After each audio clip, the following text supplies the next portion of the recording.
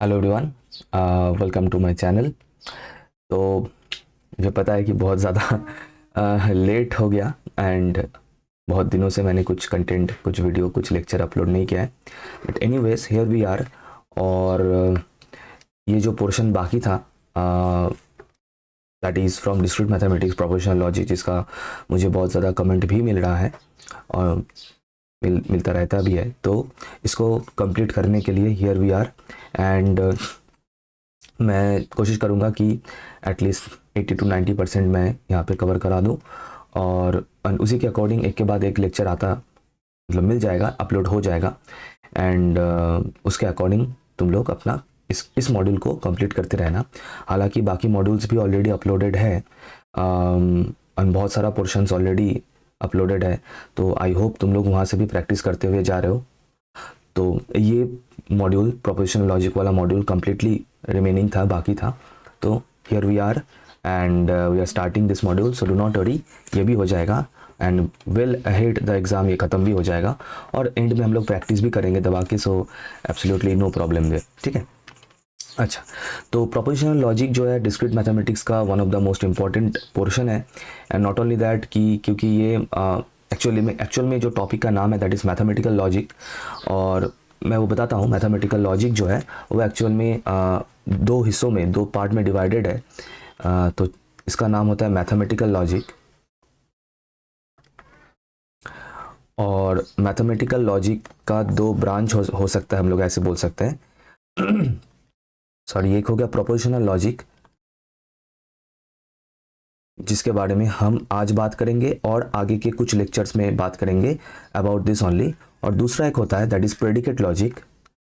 Predicate logic के बारे में अभी हम लोग कुछ बातें नहीं करेंगे।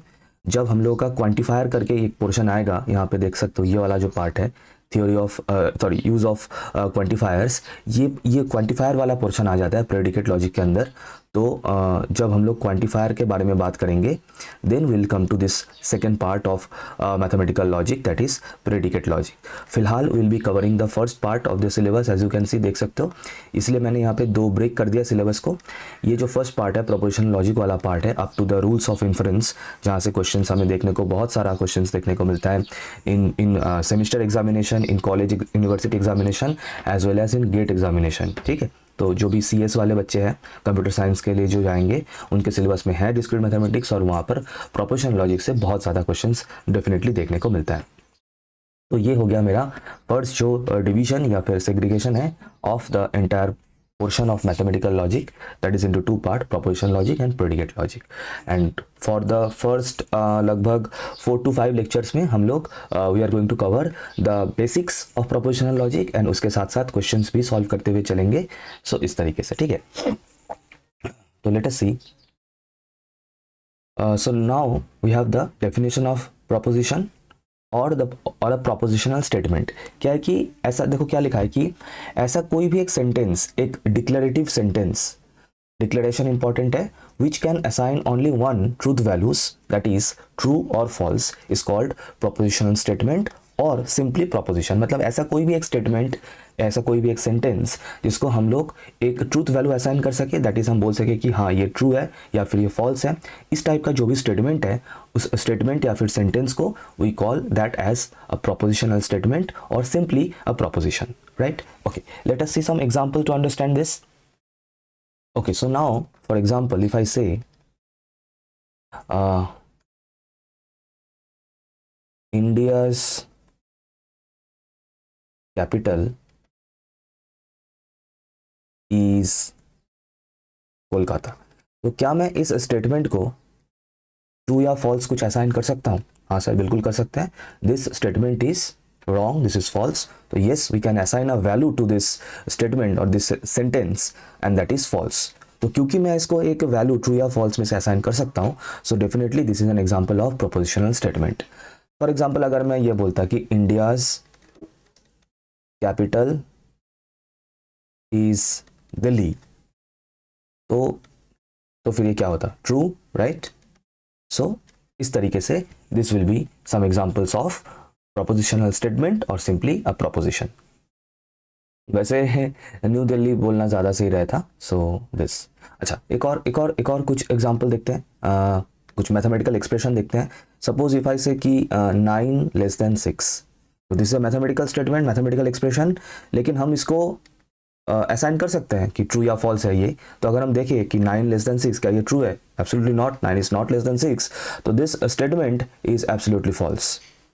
तो these all these are examples of propositions या फिर प्रोपोजिशनल स्टेटमेंट या फिर सिंपली प्रोपोजिशंस। लेकिन अगर मैं कुछ एक ऐसा एग्जांपल लूं और क्या मैं अगर मैं ऐसा लिखूं कि प्लीज शट द डोर, तो क्या ये एक ऐसा स्टेटमेंट है जिसको मैं ट्रू या फॉल्स असाइन कर सकता हूं? नहीं sir, no. That means this is not a proposition. This is not a proposition. So be very specific. तो इस तरीके से अगर हम लोग कोई भी स्टेटमेंट को ट्रू या फॉल्स असाइन कर सकते हैं, दैट इज अ प्रोपोजिशन। अगर नहीं कर सकते तो that is not a proposition और प्रोपोजिशनल स्टेटमेंट। तो दैट मीन्स इससे जो एक हम लोग एक कंक्लूजन में जा सकते हैं, दैट इज कि प्रोपोजिशनल लॉजिक के लिए या फिर प्रोपोजिशनल स्टेटमेंट के लिए कुछ बीच में कुछ नहीं हो सकता है। Law of excluded middle, either true होगा या फिर फॉल्स होगा, that's kind of binary, right, either 1 और 0।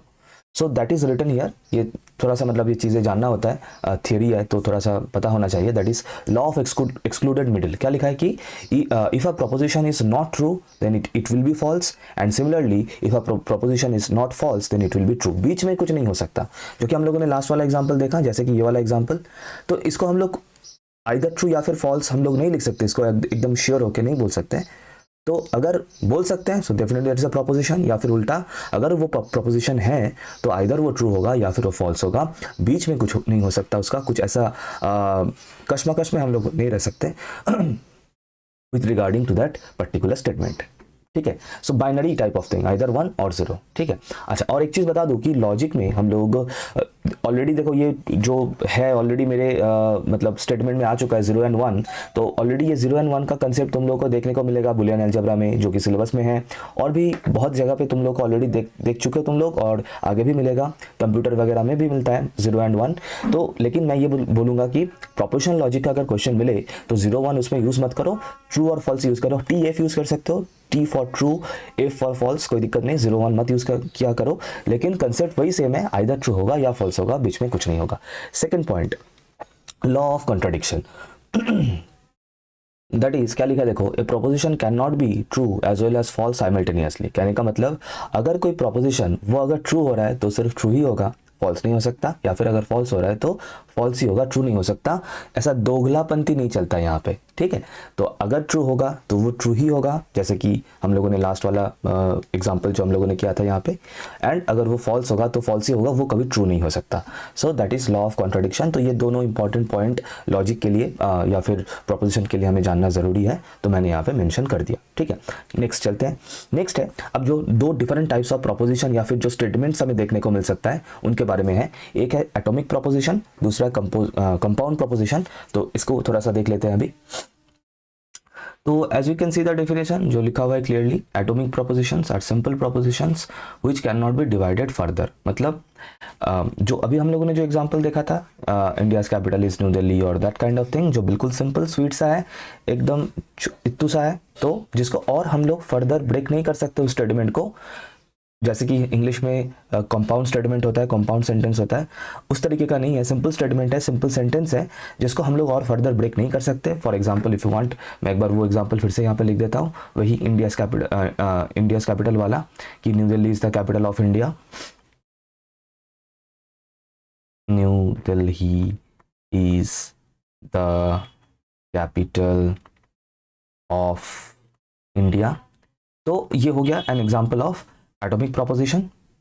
और कंपाउंड प्रोपोजिशन ऑब्वियसली समझ में ही आ रहा है, इनिशियल पार्ट ये थोड़ा सा इजी है, लेकिन थोड़ा सा जानना भी है, ये टेक्निकल टर्म्स है जो हमें जानना होता है, तो इसलिए मैं ये करा दे रहा हूँ ऑब्वियसली। तो compound propositions are constructed by combining atomic propositions with the help of connectives. अब ये कनेक्टिव टर्म बहुत इंपॉर्टेंट है, हम लोग नेक्स्ट स्लाइड में कनेक्टिव्स देखेंगे कि कितने तरीके का कनेक्टिव्स है और हमें जानना है उनके बारे में, तो विल सी दैट। तो बेसिकली कंपाउंड प्रोपोजिशन ऑब्वियसली समझ में आ ही रहा होगा कि दो या दो से ज़्यादा एटॉमिक प्रोपोजिशंस को जोड़ के हम लोग बना सकते हैं। तो compound propositions are also known as propositional formula और प्रोपोजिशनल फंक्शन। बेटा ये वाला नाम थोड़ा सा जहन में अच्छे से फिट कर लो, क्योंकि प्रोपोजिशनल फंक्शन हमें बहुत बार देखने को मिलेगा। तो prepositional function is basically a compound proposition जो कि दो या दो से ज़्यादा एटॉमिक प्रोपोजिशन से जुड़ा हुआ या फिर उनको मिलाने से हमें मिलता है, ठीक है। और इनको जोड़ने के लिए एक कंपाउंड प्रोपोजिशन को बनाने के लिए हम लोग जिसके मदद से with the help of which we connect we adhere atomic propositions, those are called connectives, ठीक है। मैं एग्जांपल देता हूँ एक छोटा सा। ओके, सो से let us right like this. एक तो मैं ये वाला स्टेटमेंट ले लेता हूँ जो हम लोगों के पास था, that is India's capital is new Delhi. मैं शॉर्ट में लिख रहा हूँ। अब देखो मैं कंपाउंड का एग्जांपल दे रहा हूँ, ठीक है। तो इसके साथ मुझे एक और एटलीस्ट एक और एटॉमिक प्रोपोजिशन जोड़ना है इसके साथ। तो मैं यहाँ पे लिखता हूँ और इंडियाज कैपिटल इज से आगरा, ठीक है। अब समझना कि देखो, तो ये जो है, ये जो फर्स्ट पार्ट है इसका, ये इटसेल्फ एक एटॉमिक प्रोपोजिशन है, इसको और हम लोग ब्रेक नहीं कर सकते, बिल्कुल सिंप्लीफाइड है, बिल्कुल सिंपल सा है। ये जो दूसरा पार्ट है ये इटसेल्फ एक एटॉमिक प्रोपोजिशन है। प्रोपोजिशन तो है ही, क्योंकि आइदर ट्रू होगा या फिर फॉल्स होगा। जैसे कि ये वाला फर्स्ट वाला पार्ट ये तो डेफिनेटली ट्रू है और ये वाला पार्ट ये डेफिनेटली फॉल्स है। ज़रूरी नहीं है दोनों ट्रू हो दोनों फॉल्स हो, ट्रू फॉल्स में से कुछ भी हो सकता है, लेकिन हाँ ट्रू या फॉल्स में से कुछ ना कुछ होना पड़ेगा, जो हम लोगों ने ऑलरेडी डिस्कस किया। और बीच में इन दोनों को जो जोड़ रहा है, जो कनेक्ट कर रहा है, इन दोनों को कनेक्ट कर रहा है, already I am using the term. So ये जो कनेक्ट कर रहा है इन दोनों को, ये जो और है बीच में, इसको हम लोग बोलते हैं कनेक्टिव। डोंट वरी, हम लोग और भी कुछ कनेक्टिव्स है, टोटल 4-5 टाइप का कनेक्टिव्स है जिनके बारे में हम लोग आगे देखेंगे। तो इसको बोला जाएगा यहाँ पे कनेक्टिव। और कुल मिला के ये जो पूरा ये जो एंटायर चीज यहाँ पे बना हुआ है, एटॉमिक कनेक्टिव एटॉमिक, ये मिलके जो बन रहा है that is a compound proposition, या फिर इसको प्रोपोजिशनल फंक्शन भी बोला जा सकता है। मैं सिंपली यहाँ पे फंक्शन लिखता हूँ, या फिर प्रोपोजिशनल फंक्शन भी इसको बोला जा सकता है। So this is the whole scenario. और भी अगर स्पेसिफिकली जाऊं, जो कि हमें आगे ज़्यादा से ज़्यादा देखने को मिलेगा, सपोज मैं इस स्टेटमेंट को, ये जो फर्स्ट वाला जो एटॉमिक प्रोपोजिशन है, इसको अगर मैं पी से डिनोट करूं, और generally capital P, small P वगैरह, पी क्यू आर एस वगैरह से हम लोग स्टेटमेंट को डिनोट करते हैं। पी स्टैंड्स फॉर प्रोपोजिशन है, तो इसीलिए पी से हम लोग जनरली लेते हैं। बट ऐसा कोई बात नहीं है, हम लोग A B C D Q R X Y वगैरह कुछ भी ले सकते हैं। एंड सपोज जो दूसरा स्टेटमेंट है इसको मैं क्यू से डिनोट करता हूं, तो इसका जो रिप्रेजेंटेशन बन रहा है यहाँ पे, दैट इज पी, बीच में क्या है और का जो सिंबल होता है ये पी और क्यू। और डू नॉट वरी, ये सिंबल हम लोग आगे देखेंगे, सो डू नॉट वरी। तो ये हो गया इसका expression in terms of proposition और लॉजिक, ठीक है।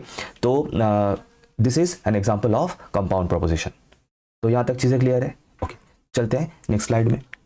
तो अभी मैं यही बता रहा था कि there are a few connectives जो हमें पूरा इस throughout the entire chapter हमें देखने को मिलेगा, जिनमें से एक ऑलरेडी हम लोग देख चुके हैं, ये और वाला, और भी है। तो क्या क्या है सर? नेगेशन है, एंड है, और कंजंक्शन हम लोग दोनों ही यूज करते हैं, तो दोनों ही पता होना चाहिए। और है या फिर डिसजंक्शन। एक है इम्प्लीफिकेशन, जो सबसे ज़्यादा इंपॉर्टेंट है, सबसे ज़्यादा मीनिंगफुल है। एंड एक और है दैट इज बाई कंडीशनल। और इन सभी का सिंबल बहुत अच्छे से क्लियरली याद होना चाहिए, पता होना चाहिए, क्योंकि हमें मोस्टली सिंबल ही यूज करना है एंड क्वेश्चन पेपर में भी सिंबल ही देखने को मिलेगा। तो ये हो गया नेगेशन का सिंबल, ये हो गया एंड का सिंबल, है ना, ये हो गया और का, ये हो गया इम्प्लीफिकेशन का सिंबल, और ये हो गया बाई कंडीशनल का सिंबल। तो इन सभी का सिंबल्स जो है बहुत अच्छे से याद होना चाहिए।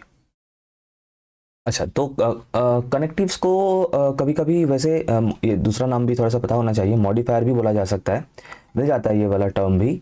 तो मैं यहाँ पे नाम लिख देता हूँ, क्योंकि ऐसा नहीं है कि कनेक्टिव्स हमेशा दो एटॉमिक प्रोपोजिशन को कनेक्ट करने के लिए यूज हो। ऐसा भी हो सकता है कि सिंगल कोई भी single step, mainly modifier negation में ही जाता है, बाकी तो सभी में 2 स्टेटमेंट्स हमें चाहिए। तो ऐसा भी हो सकता है कि सिंगल एक स्टेटमेंट को मॉडिफाई करने के लिए भी यूज़ हो, जैसे कि नेगेशन वाला है। एंड दूसरा ये है कि कोई भी एक कंपाउंड स्टेटमेंट का जो ट्रूथ वैल्यू है कि एज एन आंसर वो ट्रू होगा या फॉल्स होगा, वो डिपेंड करता है दोनों ही चीज़, मतलब तीनों चीज़ों के ऊपर एक्चुअली।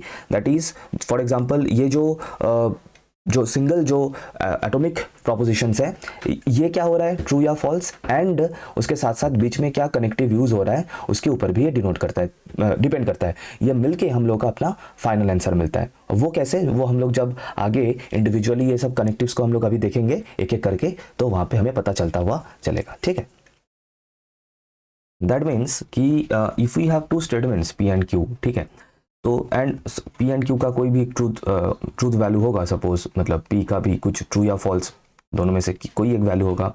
सिमिलरली Q का भी ट्रू या फॉल्स में से कोई भी अगर वैल्यू असाइंड है P एंड Q का, तो इसका मतलब हमें नेगेशन P का भी कुछ एक वैल्यू मिलेगा ट्रू या फॉल्स में से, नेगेशन ऑफ Q का भी वैल्यू मिलेगा ट्रू या फॉल्स।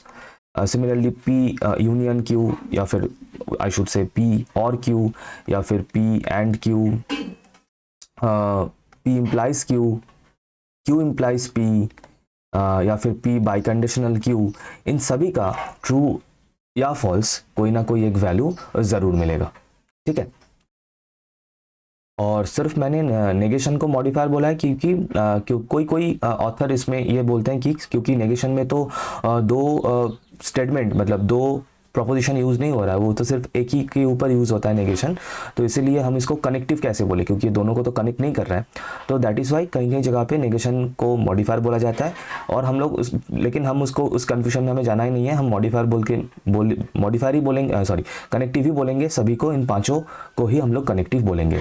और मैंने ये बोला कि अगर P एंड Q का कोई ना कोई ट्रूथ वैल्यू असाइंड है या फिर हमें मिलेगा ट्रू या फॉल्स में से, तो उसी के अकॉर्डिंग नेगेशन एंड और इम्प्लीकेशन या फिर बाइकंडीशनल, इन सभी का भी हमें कुछ ना कुछ ट्रूथ वैल्यू ट्रू या फॉल्स में से हमेशा मिलेगा। ठीक है, नाउ लेट अस सी। तो हम लोग का जो फर्स्ट कनेक्टिव है दैट इज नेगेशन, जो बिल्कुल बच्चों वाला है, बिल्कुल इजी है। तो स्टेटमेंट क्या है, that is if P is any proposition and then negation of P, देखो ये नोटेशंस याद रखना, नेगेशन ऑफ P भी बोल सकते हैं, नॉट P, या फिर ये वाला, मतलब जो भी हो सभी सेम चीज को डिनोट करता है, दैट इज नेगेशन को। तो that will also be a proposition whose truth value will be, अब समझना, whose truth value will be true कब, अगर only when P is false, and negation will be false only when P is true, मतलब वही simply उल्टा हो जाएगा। तो इसको समझने के लिए ऑब्वियसली हम लोग जो है ट्रूथ टेबल बना के इसको हम लोग आराम से जस्टिफाई कर सकते हैं। एंड नॉट ओनली दैट, सभी के लिए हम लोग ट्रूथ टेबल बना के ही हम लोग देखते हुए चलेंगे। एंड ट्रूथ टेबल कम ज़्यादा सभी को बनाना आता है, तो बना लो। तो सपोज हमारे पास एक ट्रूथ टेबल में ऐसे ले लेता हूँ, तो यहाँ पे मान लो मेरा P है, P कोई भी एक प्रोपोजिशन है, एक प्रोपोजिशनल स्टेटमेंट है, और यहाँ पे मैं देता हूँ नेगेशन ऑफ P, हो गया। अच्छा, मैं हमेशा नेगेशन का ये जो टिल्टा है ना, इसको मैं उल्टा ड्रॉ करता हूँ, ये ऐसा होना चाहिए। ठीक है, मैं वो वेव थोड़ा सा मैं उल्टा कर देता हूँ। एनीवेज, तो अगर P ट्रू है तो obviously negation of P false होगा, एंड अगर P that is the proposition statement वो अगर फॉल्स है तो नेगेशन ऑफ P ट्रू होगा। वेरी बेसिक, येट हमें पता होना चाहिए, we need to know the truth table as well. तो this is how the things work.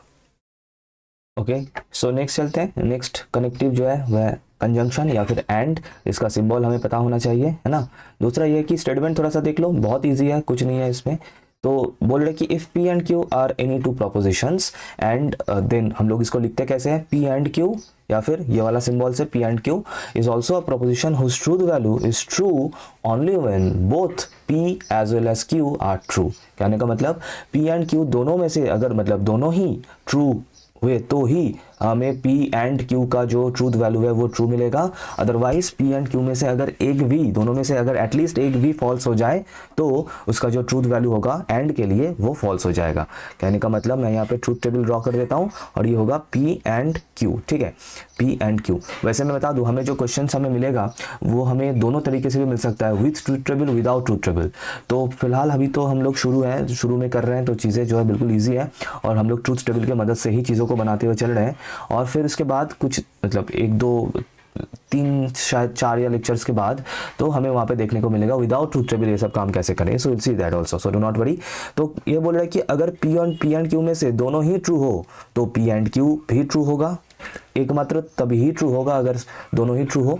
Otherwise P and Q में से कोई भी एक अगर फॉल्स हो, जैसे कि मान लो P फॉल्स है Q ट्रू है, या फिर P ट्रू है Q फॉल्स है, या फिर दोनों ही फॉल्स है ना, इन तीनों केसेस में P एंड Q का ट्रूथ वैल्यू क्या होगा? P एंड Q का ट्रूथ वैल्यू फॉल्स ही होगा।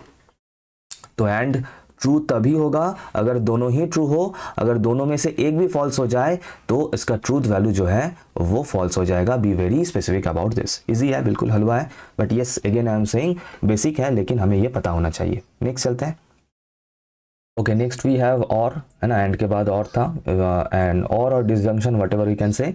और एंड का बिल्कुल अपोजिट है। एंड में क्या हो रहा था कि अगर मतलब ट्रू चाहिए तो दोनों को ही ट्रू होना पड़ेगा, या फिर अगर एक भी फॉल्स है दोनों में से then it will become false. तो यहाँ पे बिल्कुल अपोजिट सिनेरियो है। तो क्या बोल रहा है कि P and Q are two propositions, two statements, and we write P और Q, या फिर यूज द सिंबल, है ना, कोई भी यूज कर सकते हैं हम लोग, is also a proposition whose truth value is false when both P and as well as Q are false. तो if we make the truth table,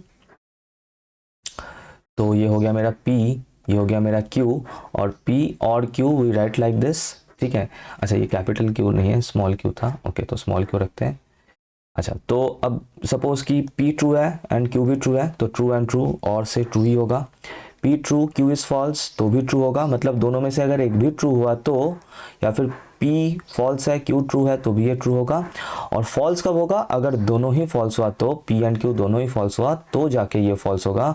otherwise अगर दोनों में से एक भी ट्रू है तो ये ट्रू होगा। बिल्कुल डिजिटल जैसा ही है, 0 1 जैसा ही है, वही सेम पुराना बचपन वाला ट्रूथ टेबल, वही सेम लॉजिक हम लोग फॉलो करते हुए जा रहे हैं। ओ तो अभी तक तुम लोग तो सोच रहे होगे सर ये तो बच्चों वाला है तो आराम से कर लेंगे। हाँ लेकिन पता है ये मतलब थोड़ा सा जाना पहचाना ही है, लेकिन फिर भी हमें ये जानना है, करना है, क्योंकि अभी जो होगा आगे हमें चीज़ें मिलेंगे जो मिक्सअप जब हो जाएगा चीज़ें तब, ताकि समझने में मुश्किल ना हो, जो कि मेनली हमें पेपर में एग्जाम में क्वेश्चन में देखने को मिलता है। तब ताकि मुश्किल ना हो तो हमें ये बच्चों वाला चीज़ें भी फिर से रिवाइज करना या फिर जानना ज़रूरी है।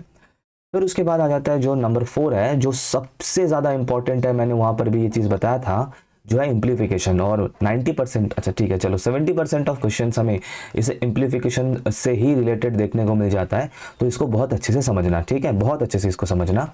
तो पहले थोड़ा सा स्टेटमेंट देख लेते हैं कि बोल रहा है कि if P and Q are two propositions and then P implies Q, then P implies Q। इसको ऐसे भी हम लोग, मतलब जब हम इसको प्रोनाउंस करते हैं, पढ़ते हैं, तो read like this, P implies Q। और सिंबॉलिकली अगर लिखना चाहें तो this is what we write, P implies Q। And इसका ये भी हम लोग इसको ऐसे भी पढ़ सकते हैं, इफ P देन Q। तो बेटा यहाँ पे ये चीज़ फिर से मैं बता रहा हूँ, ये बिल्कुल नोट करते हुए चलना। P implies Q, या फिर ये वाला, या फिर if P then Q, if P then Q, ये सभी सेम ट्रूथ वैल्यू को, सेम इम्प्लीफिकेशन को डिनोट करता है, सेम चीज़ को ये डिनोट करता है, ये सभी चीज़ें, ठीक है। सिर्फ थोड़ा सा इंग्लिश, थोड़ा सा टर्मिनोलॉजी अलग है, लेकिन मीनिंग सभी का सेम है, तो हमें सभी यहाँ पे पता होना चाहिए। अच्छा तो क्या बोल रहा है कि इज ऑल्सो अ प्रोपोजिशन, अब समझना, whose truth value is false only when कि P true हो लेकिन Q false हो, ठीक है। मतलब हम इसको ट्रूथ टेबल से समझेंगे तो ये बोल रहा है कि P जो है वो ट्रू हो, लेकिन वो जिसको इंप्लाई कर रहा है वो Q, वो अगर फॉल्स हो तो एज ए रिजल्ट हमें इसका मतलब जो इसका जो ट्रूथ वैल्यू हमें फॉल्स मिलेगा। अदरवाइज बाकी सभी केसेस में P implies Q का ट्रूथ वैल्यू जो है वो ट्रू मिलेगा। समझना, फिर से बता रहा हूं कि अगर P ट्रू हो लेकिन Q फॉल्स हो तो जाके P implies Q का ट्रूथ वैल्यू होता है फॉल्स। अदरवाइज बाकी सभी केसेस में इसका ट्रूथ वैल्यू जो है, मतलब P implies Q का ट्रूथ वैल्यू जो है वो ट्रू होगा।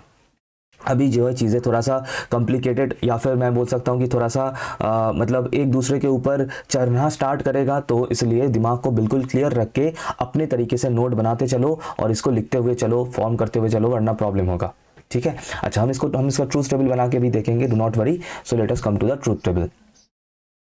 अच्छा तो let us make the truth table, ठीक है। तो और भी जो है ये और भी अच्छे से क्लियर होगा। और मैंने जो बताया शायद वो थोड़ा सा कंफ्यूजिंग लगे, लेकिन अभी नहीं लगेगा। So let me first draw it. तो हम लोग लेते हैं P और Q को, और यहाँ पे लेते हैं P इम्प्लाइज Q को, ठीक है। अब देखो P ट्रू है एंड Q भी ट्रू है, ठीक है। P ट्रू है एंड Q भी ट्रू है, तो ट्रू दैट मीन्स समझना यहाँ पे ये जो लिखा है कि if P is true then Q is also true, if this is the scenario then P implies QB will be true, no problem। सिर्फ false कब होगा, that is this case कि मान लो P true है लेकिन Q false है, तब P implies Q होता है false, तब this is false।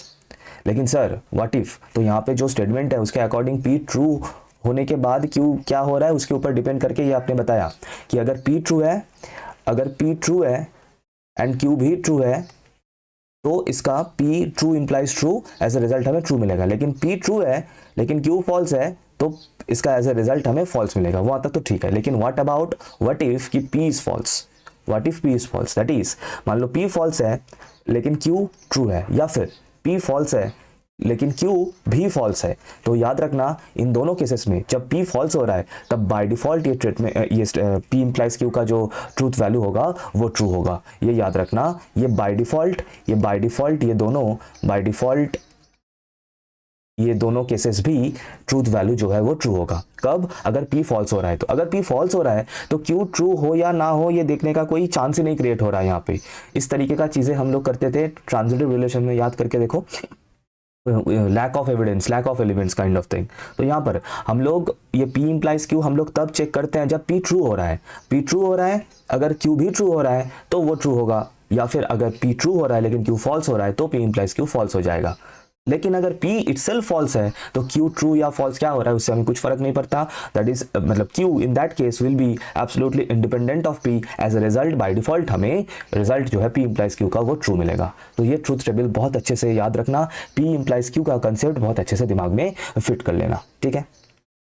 अच्छा, और दो टेक्निकल टर्म्स जो हमें यहाँ पे पता होना चाहिए, मैं वो थोड़ा सा लिख दूँ, जो कि हम लोग यहाँ पे देख रहे थे कि P इंप्लाइज Q, ये जो P है इस P को हम लोग बोलते हैं एंटीसीडेंट। ये दोनों टर्म थोड़ा सा पता होना चाहिए, एंटीसीडेंट एंड Q जो कि राइट हैंड साइड में है, Q को हम लोग बोलते हैं consequent,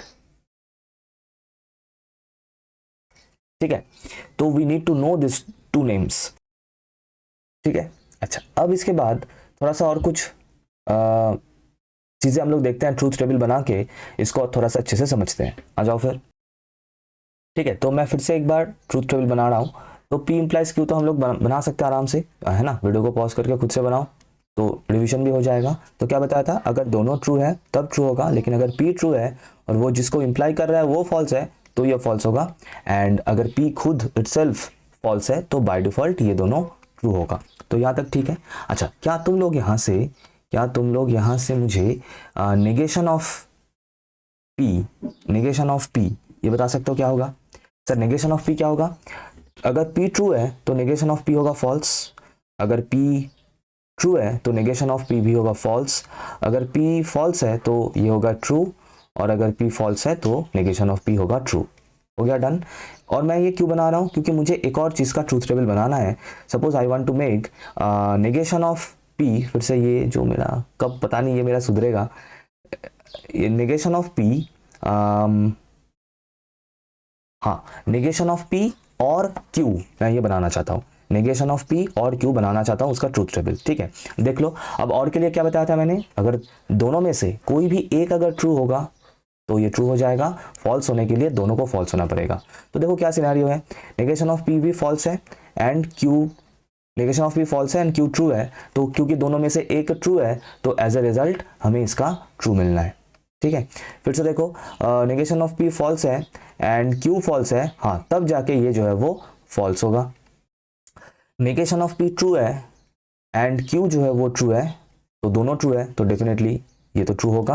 and negation of P true है लेकिन Q फॉल्स है, क्या बताया था, क्योंकि और है तो दोनों में से अगर एक भी ट्रू होगा तो एज ए रिजल्ट हमें ट्रू मिलना है।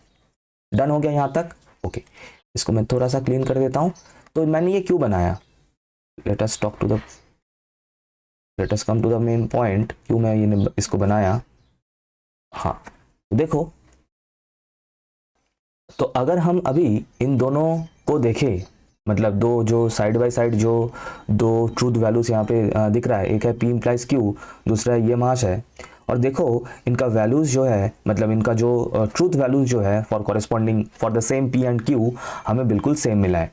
तो ऐसे ही अगर कोई भी दो फंक्शन का प्रोपोजिशनल फंक्शन या फिर जो कि कंपाउंड प्रोपोजिशन है, बट फिर भी हम लोग इसको प्रोपोजिशनल फंक्शन बोलना प्रेफर करेंगे, अगर दोनों का जो ट्रूथ वैल्यूज है वो बिल्कुल सेम आ जाए कुछ इस तरीके से TT FF TT TT, तो हम लोग उन दोनों को, है ना, क्या बोलते हैं, हम उन दोनों प्रोपोजिशनल फंक्शन को एक दूसरे का इक्विवेलेंट बोलते हैं। तो हम लोग क्या यहाँ पे बोल सकते हैं कि P implies Q and negation of P और Q ये दोनों एक दूसरे का इक्विवेलेंट है, और हम लोग यहाँ पे ये इक्विवेलेंस का जो सिंबल है ट्रिपल लाइन हम लोग ये यूज़ कर सकते हैं। तो यहाँ से एक रिजल्ट, ताकि मतलब मुझे दिखाना था एक ये चीज़, तो ये हो गया यहाँ पे एक पॉइंट क्लियर कि P implies Q is equivalent to negation of P और Q, and we can easily verify that from the truth table। ठीक है, ओके। अच्छा सर, P implies Q तो हमें समझ में आ गया। सर अभी देखते हैं कि Q implies P का क्या हो सकता है ट्रूथ वैल्यूज। तो मैं यहाँ पे एक और मैं यहाँ पे कलम बनाता हूँ, जो मैं लिखता हूँ यहाँ पे Q implies P। वीडियो को पॉज करके खुद से सोचो, ज़रूरी है ना। तो Q implies P, तो मैंने क्या बताया था, इम्प्लाई का वही मतलब हुआ कि पहले जो है, जो महाशय पहले है जो इम्प्लाई कर रहा है, अगर वो ट्रू है और वो जिसको इम्प्लाई कर रहा है अगर वो भी ट्रू है तो डेफिनेटली ये ट्रू होगा। ठीक है, लेकिन अब फिर से Q implies P, अगर Q इटसेल्फ फॉल्स है तो मुझे फ़र्क ही नहीं पड़ता, जो मतलब जिसको वो इम्प्लाई कर रहा है दैट इज P, वो ट्रू हो फॉल्स हो डजेंट मैटर, बाय डिफ़ॉल्ट वाला जो फीचर था उसके वजह से ये ऑटोमेटिकली ट्रू हो जाएगा। अच्छा नेक्स्ट चलते हैं कि Q ट्रू है लेकिन वो इम्प्लाई जिसको कर रहा है वो फॉल्स है, तो यही एकमात्र केस है जहाँ पे ये फॉल्स होगा। एंड फिर से अगर Q इटसेल्फ फॉल्स है, मैं देखूंगा ही नहीं P ट्रू है या फॉल्स है, मैं बाय डिफ़ॉल्ट इसको ट्रू बना दूंगा। तो ये मेरा बन गया Q इम्प्लाइज P वाला कलम। वीडियो को 2-3 बार रिपीट करके इस पोर्शन को अच्छे से देखना अगर समझने में कोई भी प्रॉब्लम हो रहा है। वैसे होना नहीं चाहिए, बिल्कुल सिंपल सा लॉजिक है। अगर ट्रू को इम्प्लाई करेगा तो फिर ट्रूथ वैल्यू होगा ट्रू, लेकिन अगर ट्रू स्टेटमेंट फॉल्स को इम्प्लाई करेगा तो ट्रूथ वैल्यू होगा फॉल्स। लेकिन अगर स्टेटमेंट कोई एक फॉल्स स्टेटमेंट से हम लोग स्टार्ट कर रहे हैं इम्प्लीफिकेशन, तो अगर शुरू का स्टेटमेंट ही फॉल्स है तो डजेंट मैटर, क्योंकि बंदा झूठ ही बोल रहा है, तो क्या कंसिक्वेंसेस है वो हम देखना ही नहीं है, एज अ रिजल्ट उसको हम लोग ट्रू कर देंगे। ठीक है, तो इस तरीके से चीज़ें जो है। तो सर यहाँ से एक चीज़ तो क्लियर है कि P इम्प्लाइज Q और Q इम्प्लाइज P दोनों सेम नहीं है। कैसे सर, एक बार वेरीफाई करके देख लो। दैट इज जब P implies Q for same P and Q, ठीक है, वो ट्रू हो रहा है तो यहाँ पर भी ट्रू है, बहुत बढ़िया। लेकिन देखो ये जो सेकंड है, सेकंड जो ट्रूथ वैल्यू है जो कि P इम्प्लाइज Q का फॉल्स हो रहा है, हालांकि वही सेम P एंड Q के लिए Q इम्प्लाइज P का वैल्यू हो रहा है ट्रू। तो डेफिनेटली ये दोनों सेम नहीं है और होना भी नहीं चाहिए। That is P implies Q and Q implies P are not equivalent definitely. एक चीज़, दूसरा एक और चीज़ हम यहाँ पे बना के देखते हैं। तो let me make one more thing. तो यहाँ पे चलो तुम लोग अभी यहाँ पे नेगेशन ऑफ Q बनाओ पहले, और उसके साथ अच्छा पहले नेगेशन ऑफ Q कर लेते हैं। तो अगर Q यहाँ पे देख सकते हो Q, तो Q ट्रू है तो नेगेशन ऑफ Q होगा false.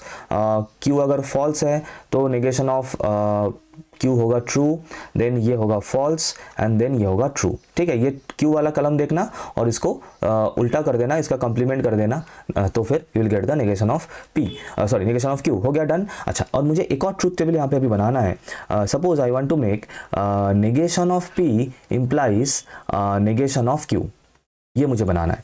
Negation of P implies negation of Q। तो let us see what happens. तो देखो ध्यान से देखना, कौन से दोनों को देखना है सर, फर्स्ट जो दो कलम्स है इन दोनों को देखना है। स्टार्ट मुझे इससे करना है एंड खत्म मुझे इस पे करना है। तो देखो फॉल्स है, फॉल्स इंप्लाई कर रहा है फॉल्स को, तो मैंने क्या बताया था, अगर लेफ्ट वाला स्टेटमेंट जो इंप्लाई कर रहा है वो अगर फॉल्स है तो हमें देखना ही नहीं है कि उसके पीछे हो क्या रहा है, हमें उसको बाय डिफॉल्ट वाला फीचर लगा के उसको ट्रू कर देना है।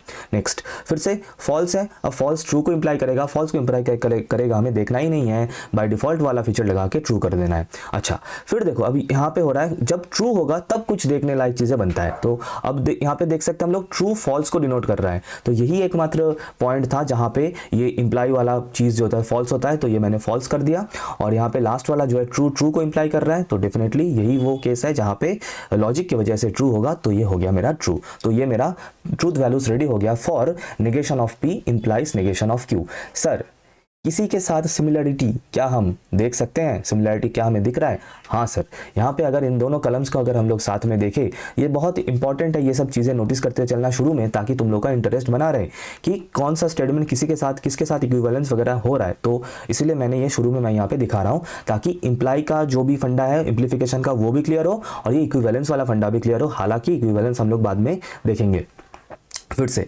अच्छा, तो यहाँ पे अगर हम लोग ये दोनों कलम देखें, है ना, कौन सा लास्ट दो कलम्स देखें, तो देखो बिल्कुल बिल्कुल जो है चीज़ें पैरेलल चल रहा है। For same truth values of P and Q, ये दोनों का इन दोनों का ट्रूथ टेबल बिल्कुल सेम बना है ना, देख सकते हो आराम से, बिल्कुल दोनों का बिल्कुल एग्जैक्टली सेम बना है। तो डेफिनेटली क्या हम इससे ये कंक्लूड कर सकते हैं कि क्यू इम्प्लाइज पी। शायद मैं बीच में आ रहा हूँ, मैं किसी के बीच में आना नहीं चाहता तो मैं हट जाऊँगा, लेकिन पहले मैं लिख लूँ that is negation of P implies negation of Q.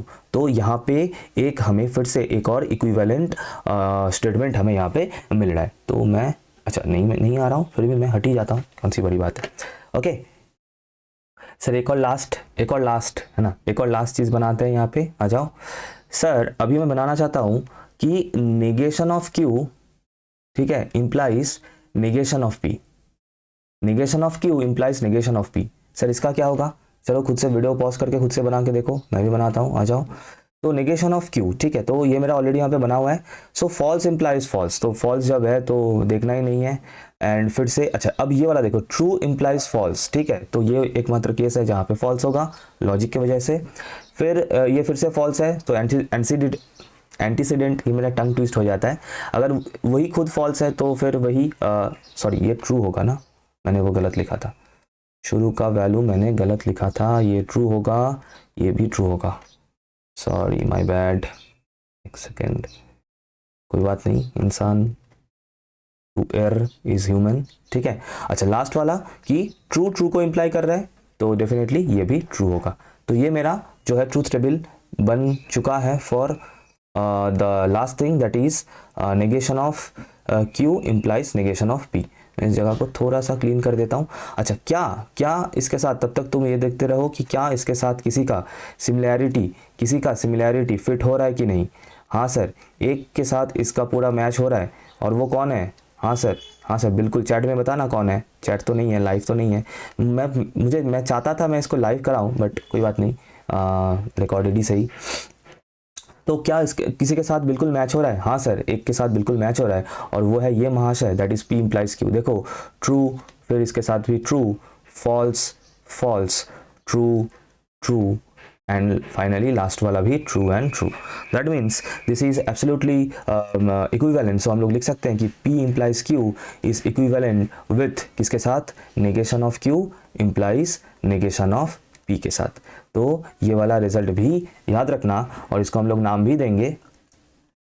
अच्छा, तो आई होप ये इम्प्लीफिकेशन वाला बहुत अच्छे से क्लियर हुआ होगा। तो हम लोगों ने डिफरेंट केसेस बना के यहाँ पे अच्छी चीज़ें जो क्लियर किया है। वैसे पीडीएफ मिल जाएगा, आगे का पीडीएफ मेरा थोड़ा सा पेंडिंग है, क्योंकि वो बहुत पहले पर आया था, पीडीएफ नहीं मिल रहा है। टू बी ऑनेस्ट मैं ढूंढने की कोशिश कर रहा हूँ, एक बार मिल जाए तो मैं वेबसाइट में डाल दूंगा, जहाँ पे लास्ट सेमेस्टर में भी सब पीडीएफ जहाँ पे मैंने अवेलेबल करवा दिया था वेबसाइट में एब्सोल्युटली फ्री। तो इस बार का मैं देख रहा हूँ कितना हो सके। तो एनीवेज इम्प्लीफिकेशन को लेके कुछ प्रॉपर्टीज़ या फिर कुछ स्टेटमेंट्स हैं जो हमें एक बार मैं यहाँ पे रिवाइज करवा देता हूँ, ताकि और भी अच्छे से दिमाग में फिट हो जाए, और एक बार देख लो। हालांकि ऑलरेडी मैं डिस्कस कर चुका हूँ सभी यहाँ से, लेकिन एक दो अभी जो मैंने बताया, एक दो इम्पॉर्टेंट टर्म्स है बस, वो मैं बताना चाहता हूँ। बाकी almost I have discussed everything from this. Okay, तो फर्स्ट ये जो पॉइंट्स है, ये फर्स्ट जो 4 पॉइंट्स हैं, ये लगभग हम लोग ऑलरेडी डिस्कस कर चुके हैं। जैसे कि if P is true then Q must be true in order to be P implies Q to be true. मतलब P इम्प्लाइज Q तभी ट्रू होगा जब वही मैंने बताया कि अगर P ट्रू, एक ट्रू स्टेटमेंट को इम्प्लाई कर रहा है, तब जाके स्टेटमेंट मतलब P इम्प्लाइज Q जो है वो ट्रू होगा। और अगर P इज फॉल्स देन हमें देखने का ज़रूरत ही नहीं है कि Q जो है what ever is P implies Q is always true what ever is the truth value of Q का वैल्यू ट्रू हो रहा है फॉल्स हो रहा है देखना ही नहीं है। अगर शुरुआत झूठ से ही हो रहा है तो हमें विदाउट मतलब लैक ऑफ इनफ एविडेंट वो सब लगा के by default what ever you can call it, और हमें ट्रूथ वैल्यू उसका ट्रू ही कर देना है। It will always be true, याद रखना। दूसरा, अगर Q इज ट्रू मतलब जो है कंसिक्वेंट, राइट, ओके। तो क्यू जो कि अगर if Q is true then P implies Q will always be true whatever value of P we have, true और फॉल्स वट एवर। अगर क्यू ट्रू हो रहा है तो पी इम्प्लाइज क्यू भी ऑलवेज ट्रू होगा। तो एंड लास्ट वाला मतलब यहाँ पे मतलब ये जो फर्स्ट 4 पॉइंट्स है उनमें से लास्ट वाला that is truth table of P implies Q and truth table of negation of P और Q आर एग्जैक्टली सेम, जो बिल्कुल जो शुरू में हम लोगों ने किया था।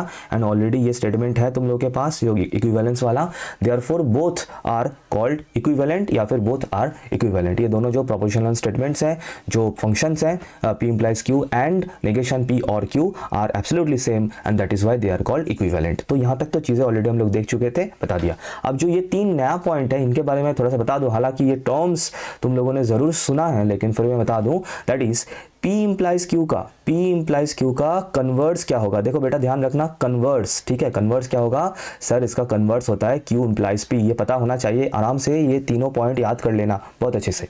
अच्छा, दूसरा सेकंड पॉइंट, सर अपोजिट क्या होगा, अपोजिट या फिर इनवर्स क्या होगा किसका, P implies Q का। तो बेटा ध्यान देना, इसका अपोजिट मतलब हमें यहाँ पे नेगेशन लगाना है, P का भी नेगेशन एंड Q का भी नेगेशन, तो वो बनेगा negation of P implies negation of Q।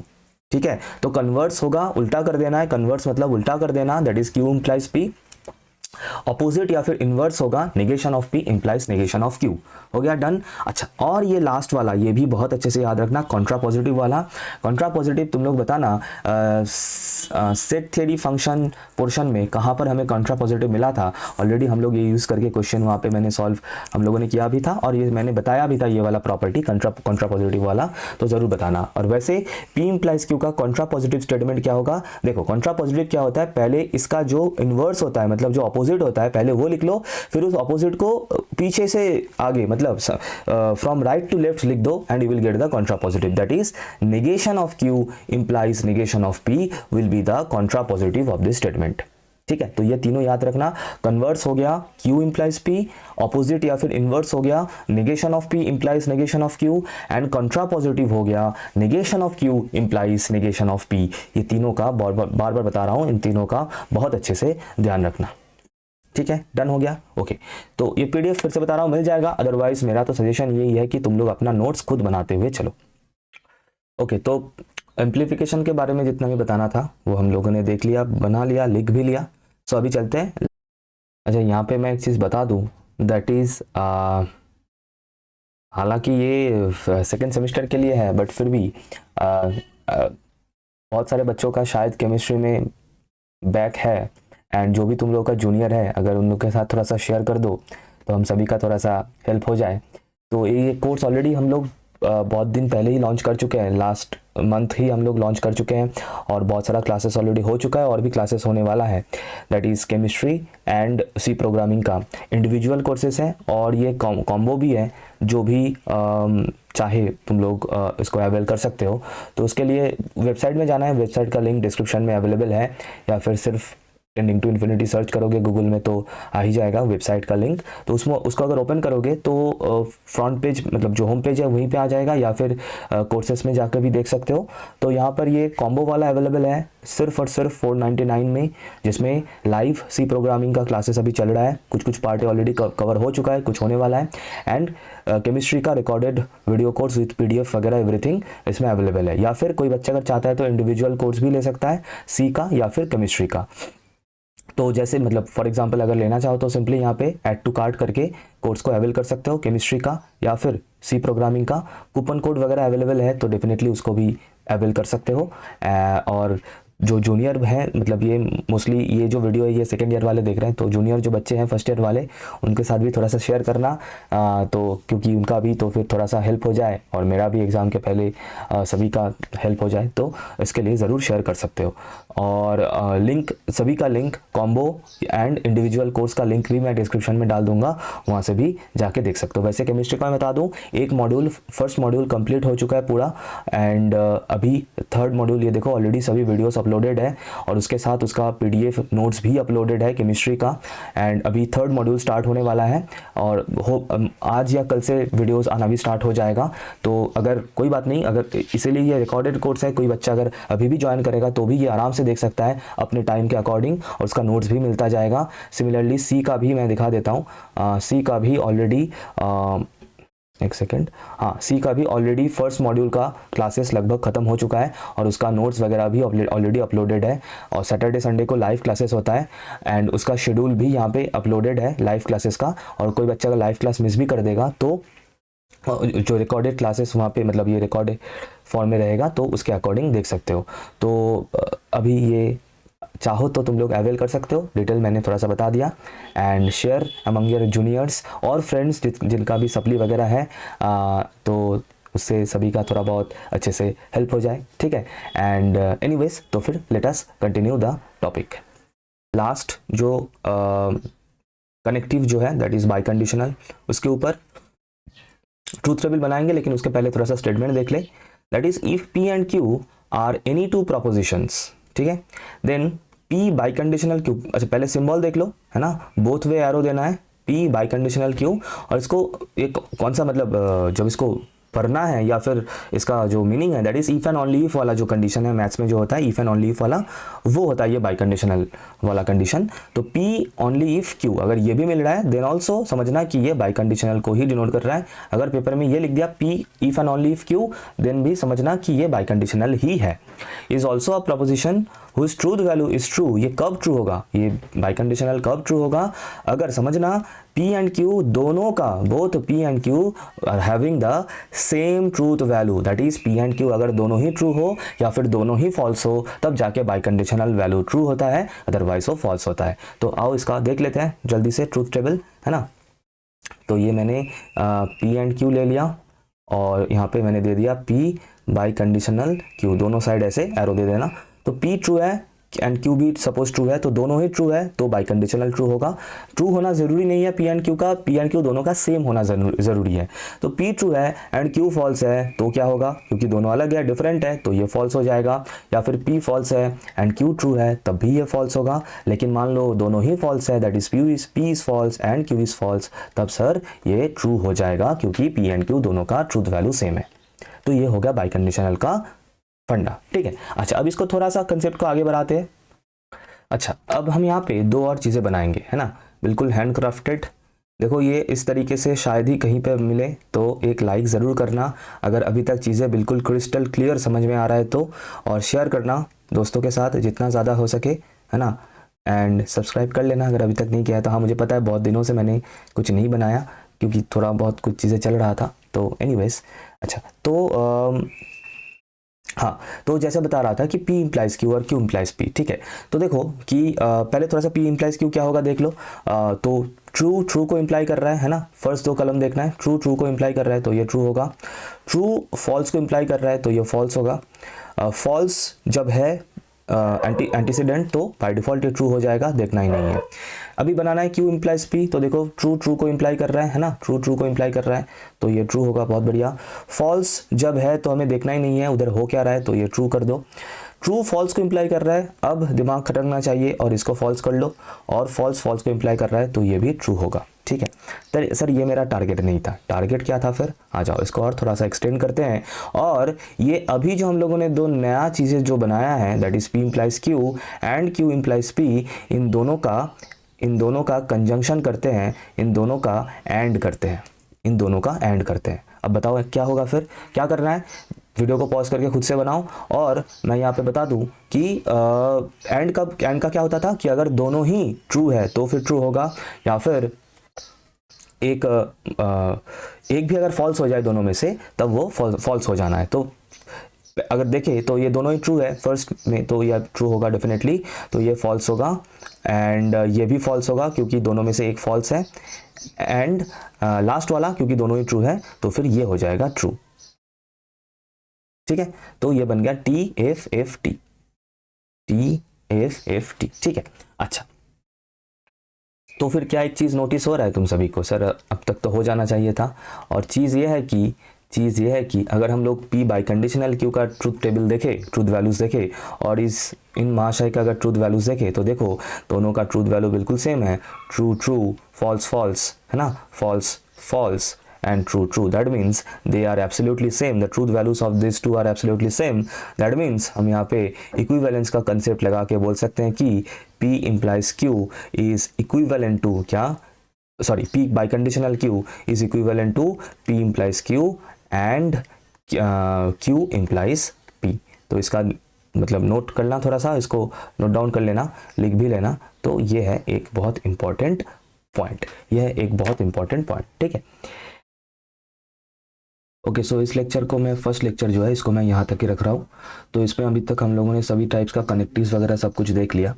And जो नेक्स्ट लेक्चर में हम लोग देखेंगे दैट इज़ इन कनेक्टिव्स को यूज़ करके different types of prepositional function का वैलिडिटी चेक करेंगे.